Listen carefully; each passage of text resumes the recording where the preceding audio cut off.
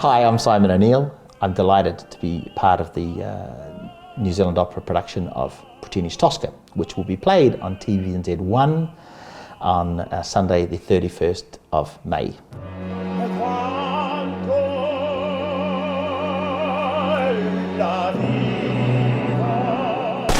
I play the part of Cavaradossi, and I love every second of singing it, and I hope you enjoy watching it.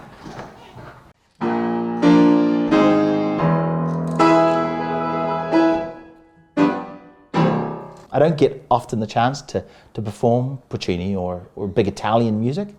My career is mainly in the German repertoire, that being Wagner and Beethoven and Strauss.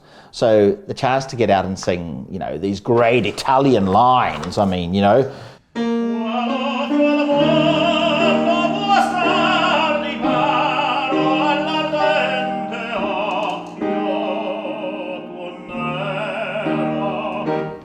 I'll take that chance anytime. So Cavaradossi's music is so beautiful, so gorgeous. Here's his famous aria, E luce van le stelle.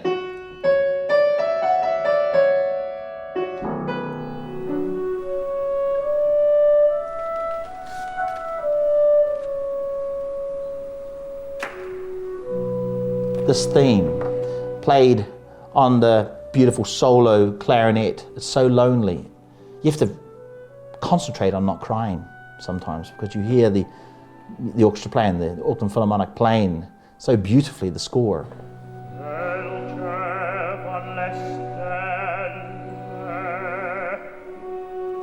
Suck it up, because you have to sing. It's quite extraordinary. Tosca is a political thriller, but with all great political thrillers, you need to have that love interest. You have Floria Tosca, the great diva, and then you have two fellas, one being Mario Cavaradossi, and then the part that Phil plays called Baron Scarpia, who's a nasty, nasty piece of work. He is the corrupt chief of police of the Roman police, and it is pretty graphic in the second act: torture, murder. This is all set to music, and it's like a film soundtrack. It's extraordinary. You hear the music of the character way before you see or hear the character sing. You know, the whole opera starts with this.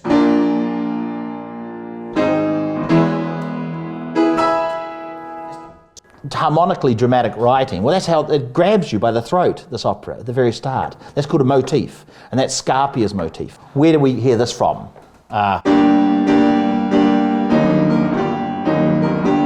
You hear that music in Star Wars way before you even see a TIE fighter, probably. But you might see some stormtroopers, but it's actually the Emperor's music. Throughout Tosca, it's one of the great works of using this technique of the musical motif, and each of us in the opera have motifs assigned to us. We have set our production of Tosca in 1950s Rome. Now, originally it was 1800. Beautiful costumes back then, but let me tell you, we had great costumes from Elizabeth Whiting, set these great 1950s dresses. In the 1950s in Rome was a big political era as well. Immediately after the war, communists are fighting, you didn't know which way Italy was going to go. But most importantly for me, in 1950s Italy are some of my favourite performers of Tosca. Maria Callas, Giuseppe De Stefano, Tito Gobbi. The role of Cavaradossi is a great role. It's a dream role for any tenor. So I remember the first time I saw Pavarotti. You know, I went on to have lessons with Pavarotti, but the first time I saw him at the Met was singing Cavaradossi in Tosca. This is in the late 90s. And I could only have dreamed. I did dream, but I never would have thought that within 10 years I was going to be on that stage too, singing lead roles at the Met.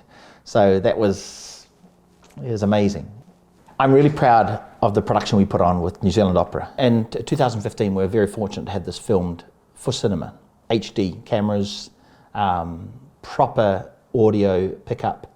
I think now, you know, in this COVID-19 time, that things will be filmed a lot more, because we do need music, and I think people want to see made in New Zealand. People are proud of us New Zealand singers, and us New Zealand singers are really proud to return home and sing.